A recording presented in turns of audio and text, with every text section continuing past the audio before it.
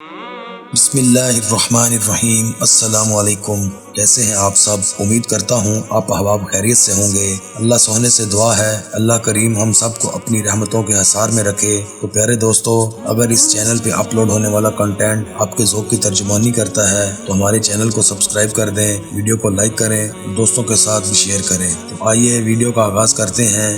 یہ ویڈیو ہمارے بہت ہی پیارے عاشق رسول اور صحابی حضرت بلال کے بارے میں ہے۔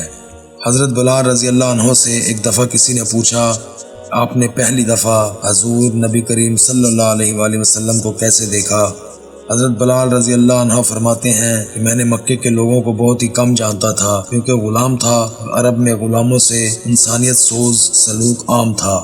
ان کی استطاعت سے بڑھ کر ان سے کام لیا جاتا تھا، تو مجھے کبھی اتنا وقت ہی نہیں ملتا تھا کہ باہر نکل کر لوگوں سے ملوں، لہٰذا مجھے حضور پاک یا اسلام یا اس طرح کی کسی چیز کا قطعی علم نہ تھا۔ ایک دفعہ کیا ہوا کہ مجھے سخت بخار نے آ لیا۔ سخت جاڑے کا موسم تھا اور انتہائی ٹھنڈ اور بخار نے مجھے کمزور کر کے رکھ دیا، لہٰذا میں نے لحاف اوڑھا اور لیٹ گیا۔ ادھر میرا مالک جو یہ دیکھنے آیا کہ میں جو پیس رہا ہوں یا نہیں، تو مجھے لحاف اوڑھ کے لیٹا دیکھ کے آگ بگولا ہو گیا۔ اس نے لحاف اتارا اور سزا کے طور پہ میری قمیض بھی اتروا دی اور مجھے کھلے صحن میں دروازے کے پاس بٹھا دیا کہ یہاں بیٹھ کے جو پیس۔ اب سخت سردی، اوپر سے بخار اور اتنی مشقت والا کام، میں روتا جاتا تھا اور جو پیستا جاتا تھا۔ کچھ ہی دیر میں دروازے پہ دستخط ہوئی۔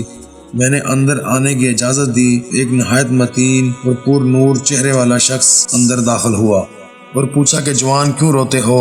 جواب میں میں نے کہا کہ جاؤ اپنا کام کرو، تمہیں اس سے کیا، میں جس وجہ سے بھی رہوں۔ یہاں پوچھنے والے بہت ہیں لیکن مداوع کوئی نہیں کرتا۔ قصہ مختصر کہ بلال نے حضرت کو کافی سخت جملے کہے۔ حضور صلی اللہ علیہ وآلہ وسلم یہ جملے سن کے چل پڑے۔ جب چل پڑے تو بلال نے کہا کہ بس میں نہ کہتا تھا کہ پوچھتے سب ہیں، مداوع کوئی نہیں کرتا۔ حضور یہ سن کر بھی چلتے رہے۔ بلال کہتے ہیں کہ دل میں جو ہلکی سی امید جاگی تھی کہ یہ شخص کوئی مدد کرے گا وہ بھی گئی، لیکن بلال کو کیا معلوم کہ جس شخص سے اب اس کا واسطہ پڑا ہے وہ رحمت للعالمین ہے۔ بلال کہتے ہیں کہ کچھ ہی دیر میں وہ شخص واپس آ گیا۔ اس کے ایک ہاتھ میں گرم دودھ کا پیالہ اور دوسرے میں کھجوریں تھیں۔ اس نے وہ کھجوریں اور دودھ مجھے دیا اور کہا کہ کھاؤ پیو اور جا کے سو جاؤ۔ میں نے کہا تو یہ جو کون پیسے گا؟ نہ پیسے تو مالک صبح بہت مارے گا۔ اس نے کہا تم سو جاؤ، یہ پیسے ہوئے مجھ سے لے لینا۔ بلال سو گئے اور حضور نے ساری رات ایک اجنبی حبشی غلام کے لیے چکی پیسی۔ صبح بلال کو پسے ہوئے جو دیے اور چلے گئے۔ دوسری رات پھر ایسا ہی ہوا،